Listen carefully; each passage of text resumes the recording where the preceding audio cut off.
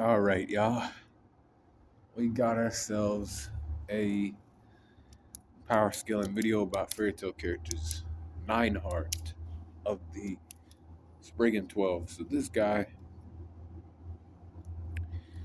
came to the battlefield late, but when he got there, he was fucking with everybody on the battlefield. Everybody was fighting, was being fucked with by his magic. It's called Historia. He could basically take somebody from your heart that you remember and bring them, manifest them forward. It's like an illusion, but it's like, also tangible. You know, you basically have to tell yourself that, that's not really that person. That should already happen. I already beat that opponent, or that person's already since passed.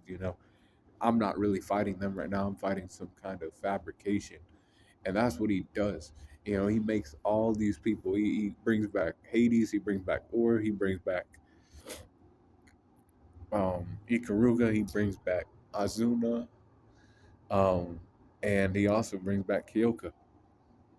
Fights against Urza, and he's just sitting back, like watching all this shit go down. He just like, oh my beautiful Historias, and he's just like sitting back watching all this shit go down. Then, like later on, he's summoned by Zeref, and he's like, okay, I'll bring back the members who died. Wall and like um, God Serena, who got one shot by Acnologia. He brought him back. As a one of his Historias. Um, and then he got his power increased by um, Irene Belsarion. She increased his powers through enchantments, high enchantments, and then it took Natsu to take him down finally, because he was also physically strong and capable after she did that. He was ready to like put hands on people himself. Um, and Natsu did his thing and finally was able to put him down, right? But how powerful was this guy? 93 for his strength, 93 for his speed, 93 for his durability, 93 for his endurance, 91 for his intelligence, 93 for his experience, 92 for his close skills, 95 for his range skills,